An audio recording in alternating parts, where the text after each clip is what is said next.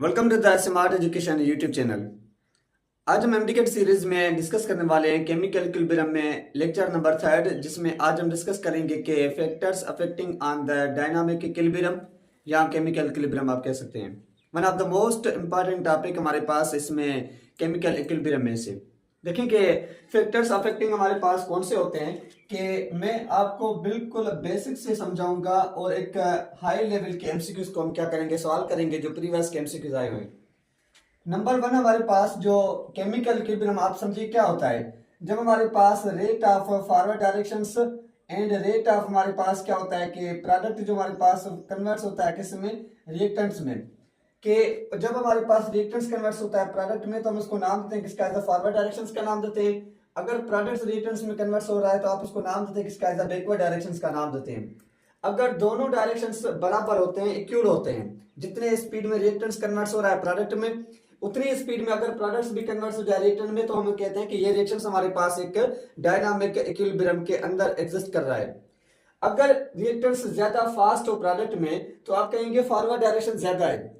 अगर प्रोडक्ट्स ज्यादा कन्वर्ट्स हो रिएक्टेंट्स में आप कहेंगे बैकवर्ड डायरेक्शन ज्यादा है। अगर हमें किसी भी रिएक्शंस के लिए एक डायरेक्शन चाहिए, मतलब कि या रिएक्टेंट्स या प्रोडक्ट्स चाहिए, तो हम क्या करते हैं कि अकॉर्डिंग टू द लीचेटलर प्रिंसिपल के हिसाब से कुछ इसमें चेंजिंग्स लाते हैं। कौन सी चेंजिंग्स लाते हैं?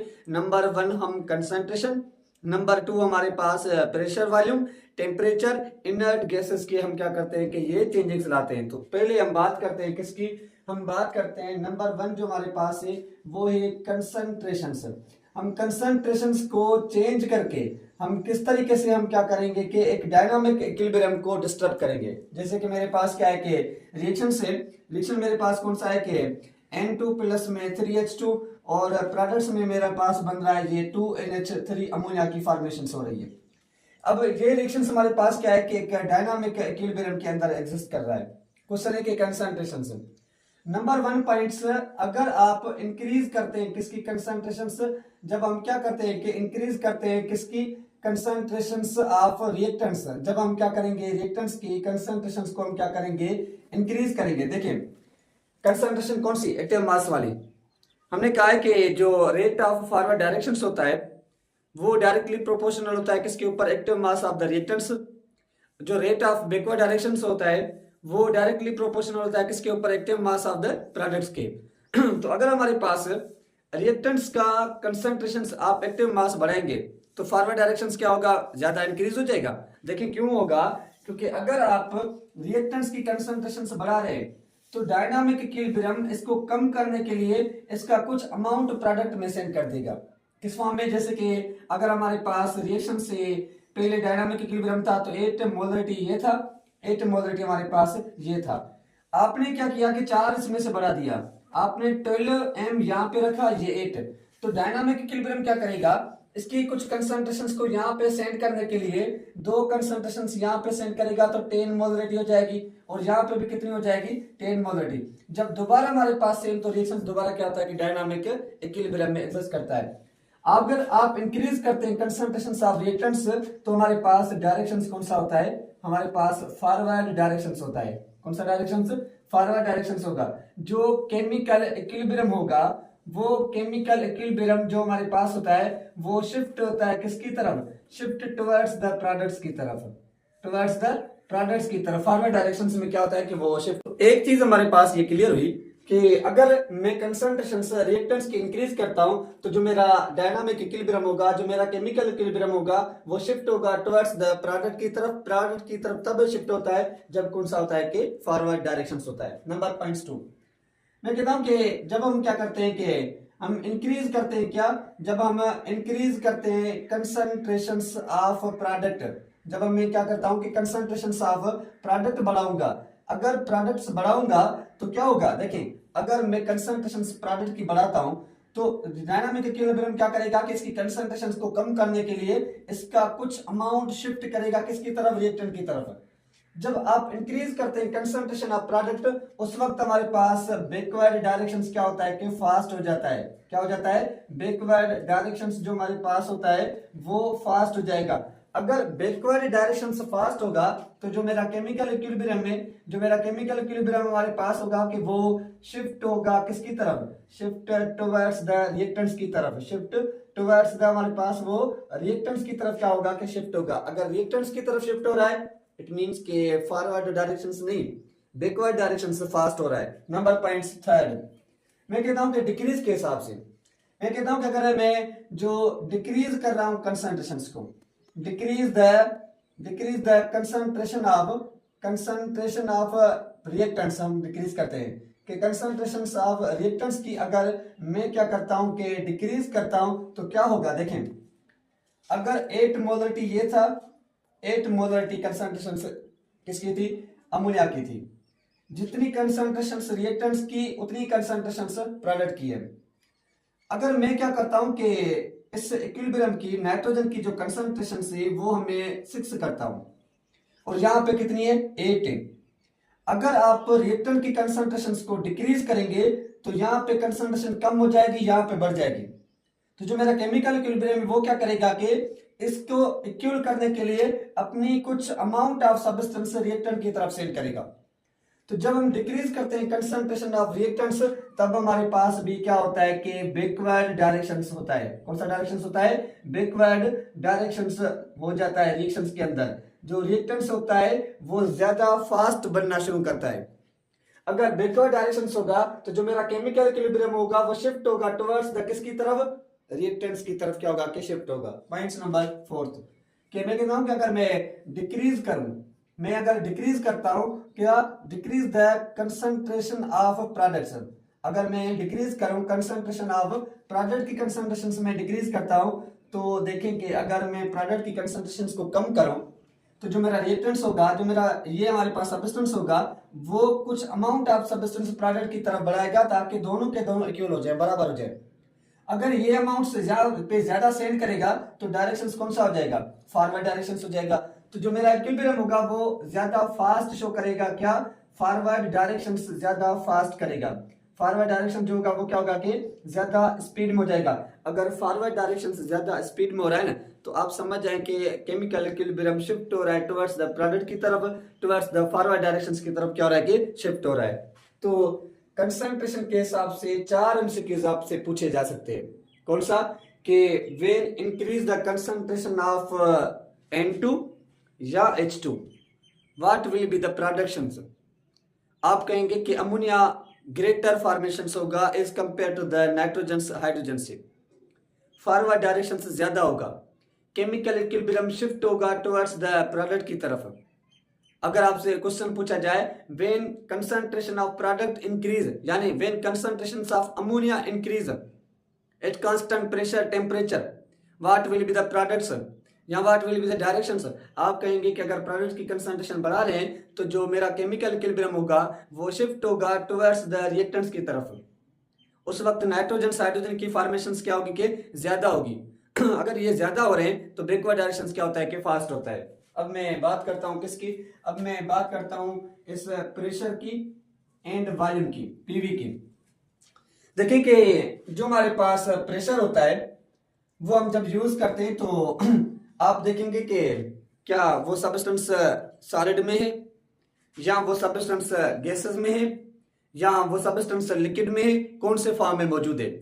नंबर 1 पॉइंट्स आपको बता दूं, अगर आप प्रेशर देखते हैं ना, जब आप प्रेशर को इंक्रीज करते हैं या प्रेशर को जब आप क्या करते हैं डिक्रीज करते हैं, तो जो मैंने आपको इक्वेशंस बताई थी कि जो केसी होता है बराबर होता है किसके, केपी के, और ये आर और ये टी अपान में डेल्टा एन था। जो डेल्टा एन होता है number of moles of product minus number of moles of reactant. तो अब यहाँ पे प्रेशर में क्या होता है कि जब आप प्रेशर इंक्रीज करते हैं या डिक्रीज करते हैं, अगर मेरे पास डेल्टा एन इज इक्वल्स क्या है कि 0 है, कोई एक ऐसा हमारे पास केमिकल रिएक्शन है जिस केमिकल रिएक्शंस में number of moles of product और number of moles of reactants दोनों क्या है कि बराबर है, तो उस वक्त आप प्रेशर को इंक्रीज करें या प्रेशर को डिक्रीज करें, डायनामिक इक्विलिब्रियम पे कोई भी इफेक्ट नहीं पड़ेगा, कोई भी इफेक्ट नहीं पड़ेगा। जैसे रिएक्शंस मेरा होता है कि H2 प्लस में I2 और ये प्रोडक्ट्स हमारे पास बन रहा था 2HI बन रहा था ये बन रहा था। अब देखें कि यहाँ पे 1 मोल ये 2 मोल्स, तो डेल्टा एन इज इक्वल्स क्या होगा कि 0 होगा। अगर किसी भी केमिकल इक्विलिब्रियम में मेरा डेल्टा एन इज इक्वल्स 0 है तो मैं कहता हूं कि वो आप उसमें प्रेशर इंक्रीज करें या डिक्रीज करें, डायनामिक इक्विलिब्रियम कभी भी चेंज नहीं होता, हो ही नहीं सकता। कि अब यहाँ पे अगर आप इसमें रिएक्शंस को प्रेशर को इंक्रीज करें या प्रेशर को डिक्रीज करें, डायनामिक इक्विलिब्रियम डिस्टर्ब होगा ही नहीं। उसके बाद डायनामिक इक्विलिब्रियम कब डिस्टर्ब होगा, जब हमारे पास delta N is equals not equal, ये 0 के बराबर नहीं होता, 0 से ग्रेटर देन होता है, फिर वो हमारे पास नेगेटिव में भी होगा, वो हमारे पास पॉजिटिव में भी होगा। कैसे, अगर number of moles of product ज्यादा है तो डेल्टा एन इज इक्वल्स क्या होता है, पॉजिटिव होता है। अगर डेल्टा एन इज इक्वल्स हमारे पास नेगेटिव, ये number of moles of reactants ज्यादा है, डेल्टा एन इज इक्वल्स क्या होता है, नेगेटिव होता है।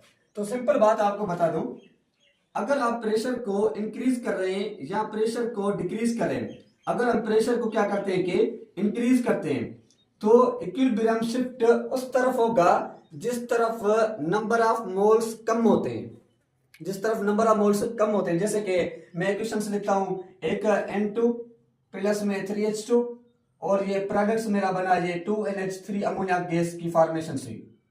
दूसरा मैं रिएक्शंस लिखता हूं कि अगर मैं प्रेशर को इंक्रीज करा, दूसरा रिएक्शंस मैं लिख रहा हूं PCl5 मैंने इसको ब्रेक डाउन किया तो बना PCl3 प्लस में Cl2 की फॉर्मेशन से। अब इसमें क्या है कि जो ऊपर वाले इक्वेशन से इसमें 1 मोल और ये 4 मोल्स और ये 2 मोल्स, तो ये 2 माइनस में कितने 4, तो जवाब हमारे पास -2 आएगा। तो इसका मतलब कि रिएक्टेंट्स के नंबर ऑफ मोल्स ज्यादा है, प्रोडक्ट के नंबर ऑफ मोल्स क्या है, कम है। इस इक्वेशन में 1 मोल ये 2 मोल्स ये, तो 2 माइनस में 1 इज इक्वल्स 1। इसका मतलब कि प्रोडक्ट के नंबर ऑफ मोल्स ज्यादा है। जब डायनामिक इक्विलिब्रियम हो रहा होता है उस वक्त अगर आप प्रेशर को कांस्टेंट रखते हैं उस वक्त डायनामिक इक्विलिब्रियम को पता ही नहीं चलता कि कहां पे नंबर ऑफ मोल्स कम थे या कहां पे नंबर ऑफ मोल्स ज्यादा थे। लेकिन जैसे आपने प्रेशर बढ़ा दिया ना, प्रेशर बढ़ाने से कोलियंस बढ़ेगी, उस वक्त डायनामिक इक्विलिब्रियम जाग जाता है और कहता है कि हाँ वाकई रिएक्टेंट्स के अंदर नंबर ऑफ मोल्स ज्यादा थे या प्रोडक्ट्स में नंबर ऑफ मोल्स ज्यादा थे, तो मैं कैसे डायनामिक इक्विलिब्रियम में हुआ। फिर वो क्या करता है कि उसको सेम मोल्स करने के लिए वो चेंज करता है, एक्सचेंज करता है क्या, डायरेक्शंस को। अगर आप प्रेशर को इंक्रीज करें, अगर हमारे पास रिएक्टेंट्स के नंबर ऑफ मोल्स जो है वो ज्यादा है, किसके, रिएक्टेंट्स के नंबर ऑफ मोल्स जो हमारे पास क्या है कि ग्रेटर है, किससे ग्रेटर है, ग्रेटर देन प्रोडक्ट से। अगर प्रोडक्ट से नंबर ऑफ मोल्स रिएक्टेंट के ज्यादा है तो जो मेरा केमिकल इक्विलिब्रियम होगा प्रेशर इंक्रीज पे, जो मेरा केमिकल इक्विलिब्रियम होगा वो शिफ्ट होगा किसकी तरफ, शिफ्ट टुवर्ड्स द प्रोडक्ट्स की तरफ। कि जो मेरा केमिकल इक्विलिब्रियम होता है वो शिफ्ट होता है टुवर्ड्स द किसकी तरफ, प्रोडक्ट्स की तरफ। और प्रोडक्ट्स की तरफ अगर ये शिफ्ट हो रहा है तो मैं कहता हूं कि जब हमारे पास रिएक्टेंट्स नंबर ऑफ मोल्स ज्यादा है, केमिकल इक्विलिब्रियम मेरा शिफ्ट हो रहा है प्रोडक्ट्स की तरफ, इसका मतलब कि फॉरवर्ड डायरेक्शन क्या होगा कि इंक्रीज होगा। कौन सा डायरेक्शन इंक्रीज होगा, फॉरवर्ड डायरेक्शन जो होगा मेरा वो इक्विलिब्रियम में क्या होगा कि इंक्रीज हो जाएगा। नंबर .2 मैंने कहा कि अगर मैं प्रेशर इंक्रीज करता हूं तो मैं देखूंगा कि कहां पे नंबर ऑफ मोल्स ज्यादा है। अगर रिएक्टर्स के जैसे कि अमोनिया था 4 मोल्स थे 2 मोल्स थे, अगर मैंने प्रेशर को इंक्रीज किया तो फॉरवर्ड डायरेक्शन बढ़ गया और प्रोडक्ट्स बनना शुरू हो जाएगा। दूसरी पॉइंट, अगर मैं प्रेशर को इंक्रीज करता हूं, प्रेशर को मैं क्या करता हूं कि इंक्रीज करता हूं, और मेरे केमिकल इक्विलिब्रियम में जो प्रोडक्ट के नंबर ऑफ मोल्स है वो क्या है कि ज्यादा है, प्रोडक्ट के नंबर ऑफ मोल्स जो है वो क्या है कि ज्यादा है, ग्रेटर है, ज्यादा है किससे, जो रिएक्टेंट के नंबर ऑफ मोल्स हैं वो क्या है कि कम है। जैसे कि मैंने ये इक्वेशंस लिखी है PCl5 PCl3 Cl2, यहाँ पे 1 मोल यहाँ पे क्या है कि 1 मोल है, 2 मोल्स प्रोडक्ट्स 1 मोल रिएक्टेंट्स। देखिए अगर प्रेशर को इंक्रीज करूंगा कंसर्न तो क्या होगा कि कोवैलेंस बढ़ेगी। अगर कोवैलेंस बढ़ेगी तो जिस साइड में नंबर ऑफ मोल्स ज्यादा होते हैं ना वो अपने आप को कम करने की कोशिश करते हैं। अगर प्रोडक्ट के नंबर ऑफ मोल्स ज्यादा हैं, रिएक्शंस डायनामिक इक्विलिब्रियम में आप प्रेशर को बढ़ा रहे हैं तो ये प्रोडक्ट्स कन्वर्ट्स होगा किसमें, रिएक्टेंट्स में कन्वर्ट्स होना शुरू हो जाएगा। तो मैं कहता हूं कि अगर प्रेशर को इंक्रीज कराऊं, नंबर ऑफ मोल्स प्रोडक्ट्स के ज्यादा रिएक्टेंट्स के कम में, तो जो मेरा केमिकल इक्विलिब्रियम होगा मेरा जो केमिकल इक्विलिब्रियम है वो शिफ्ट होगा किसकी तरफ, शिफ्ट टुवर्ड्स द रिएक्टेंट्स की तरफ, टुवर्ड्स द रिएक्टेंट्स की तरफ इंक्रीज होगा। अगर मेरा केमिकल इक्विलिब्रियम टुवर्ड्स रिएक्टेंट्स की तरफ इंक्रीज हो रहा है तो मैं कहता हूं कि डायरेक्शन जो होगा वो कौन सा डायरेक्शन होगा, बैकवर्ड डायरेक्शन होगा। कौन सा डायरेक्शन होगा, बैकवर्ड डायरेक्शन होगा। तो ये चीजें याद रखें। कब, जब आप प्रेशर को बढ़ाते हैं, जब आप प्रेशर को कम करते हैं। कंसंट्रेशन में तो सिंपल होता है कि आप रिएक्टेंट्स की कंसंट्रेशन बढ़ाएंगे तो प्रोडक्ट्स बनेगा, प्रोडक्ट्स की कंसंट्रेशन बढ़ाएंगे तो रिएक्टेंट्स बढ़ेगा। प्रेशर में ऐसा नहीं होता। प्रेशर में अगर आप प्रेशर को इंक्रीज कर रहे हैं तो आप देखेंगे कहां पे नंबर ऑफ मोल्स ज्यादा है, कहां पे नंबर ऑफ मोल्स कम है। अगर रिएक्टेंट्स के नंबर ऑफ मोल्स ज्यादा होंगे प्रेशर बढ़ाने पे फॉरवर्ड डायरेक्शन फास्ट होता है। अगर प्रोडक्ट्स के नंबर ऑफ मोल्स ज्यादा होते हैं प्रेशर इंक्रीज पे बैकवर्ड डायरेक्शन फास्ट होता है। तो इस चीज पे ध्यान रखें। अब हम बात करते हैं main factors, one of the most important factors, temperature, absolute temperature जिसको हम नाम देते हैं। वैसे आपने सुना है कि temperature is directly proportional to the किसके ऊपर, रेट ऑफ रिएक्शंस के ऊपर। लेकिन नहीं, क्या होता है कि दो टाइप के रिएक्शंस होते हैं, एक एक्सोथर्मिक रिएक्शंस, एक एंडोथर्मिक रिएक्शंस। टेम्परेचर का इफेक्ट एक्सोथर्मिक पे अलग टाइप का पड़ेगा, एंडोथर्मिक पे अलग टाइप का पड़ेगा। तो हम इसको डिस्कस करते हैं। बात करता हूं किसकी, टेम्परेचर की। देखें कि जो मेरा टेम्परेचर फैक्टर्स होता है ये काफी ज्यादा इंपॉर्टेंट होता है। एमसीक्यूज जो ज्यादा पूछे जाते हैं टेम्परेचर में से पूछे जाते हैं। जब बात हो टेम्परेचर की ना, फिर आप देखेंगे कि रिएक्शंस एक्सोथर्मिक है या रिएक्शन जो है वो एंडोथर्मिक है। देखिए दो टाइप के रिएक्शंस होते हैं, एक N2 प्लस में 3H2 और प्रोडक्ट्स बन रहा था 2NH3 अमोनिया गैस की फॉर्मेशन हो रही थी। यहां पे डेल्टा H जो होगा या तो नेगेटिव फॉर्म में अमाउंट ऑफ एनर्जी मिली होगी, या कुछ ऐसे रिएक्शंस होते हैं जो एंडोथर्मिक होते हैं जहां पे डेल्टा H जो होता है वो पॉजिटिव फॉर्म में आपको जवाब मिला होता है। मतलब एंडोथर्मिक जिनको आप हीट देते हैं, एक्सो दिन में से हीट क्या होती है कि रिलीज होती है। अब मैं आपको बताऊं कि जो रिएक्टेंट्स कन्वर्ट्स होता है प्रोडक्ट में, प्रोडक्ट्स कन्वर्ट्स होता है रिएक्टेंट्स में। मेरा जो एक्सोथर्मिक रिएक्शंस होता है ना, कौन सा एक्सोथर्मिक जो रिएक्शंस होता है, एक्सो क्या होता है, एक्सो में हीट क्या होती है कि रिलीज होती है। हीट क्या होती है, रिलीज होती है। हीट रिलीज मतलब कि हीट क्या हो रही है कि फॉर्मेशन हो रही है। हीट क्या हो रहा है, फॉर्मेशन हो रही है। और जो चीज बनती है फॉर्मेशन होती है, आप उसको नाम देते हैं किसका, एज प्रोडक्ट का नाम देते हैं। वो मेरे पास क्या है, प्रोडक्ट है। इट मीन्स के ये एक्सोथर्मिक का मतलब है कि आपके पास प्रोडक्ट बन रहा है। क्या बन रहा है, प्रोडक्ट बन रहा है। दूसरी पॉइंट सर, जो मेरा एंडोथर्मिक रिएक्शन से, एंडोथर्मिक रिएक्शंस जो होता है, एंडोथर्मिक में क्या होता है कि हीट हम देते हैं रिएक्शंस को, हीट गेन करवाते हैं किसको, सिस्टम को। हीट आप सिस्टम को देते हैं। अगर हीट आप सिस्टम को दे रहे हैं तो इट मींस कि हीट क्या हो रही है कि एब्जॉर्ब हो रही है। हीट क्या हो रही है, एब्जॉर्ब हो रही है। और जो चीज हीट देते हैं, एब्जॉर्ब करवाते हैं, वो चीज हमारे पास क्या होती है कि रिएक्टेंट्स होता है। वो क्या होता है, रिएक्टेंट्स होता है। इट मींस के आप एंडोथर्मिक में रिएक्टेंट्स, एक्सोथर्मिक में प्रोडक्ट। ये चीज समझ में आई कि अगर मैं कहूं कि मेरा जो ये ए में से बी बन रहा था, जो एंडोथर्मिक है वो है रिएक्टेंट। वो क्या है, रिएक्टेंट्स। जो मेरा एंडोथर्मिक है वो रिएक्टेंट्स, जो एक्सोथर्मिक है वो मेरा क्या है कि प्रोडक्ट है। अब यहां पे सिंपल वर्ड में समझे, अगर मैं टेम्परेचर को एक्सोथर्मिक रिएक्शंस में, किसमें, एक्सोथर्मिक रिएक्शंस में, एक्सोथर्मिक जो मेरा रिएक्शंस होगा उसमें टेम्परेचर को इंक्रीज करूंगा, इट मींस कि मैं प्रोडक्ट को बढ़ाऊंगा। किसको बढ़ाऊंगा, प्रोडक्ट को बढ़ाऊंगा। अगर मेरा प्रोडक्ट बढ़ेगा तो क्या होगा, अगर प्रोडक्ट बढ़ेगा तो वो कम करने की कोशिश करेगा। अगर कम करने की कोशिश करेगा तो वो क्या करेगा, बैकवर्ड डायरेक्शन से फास्ट करेगा।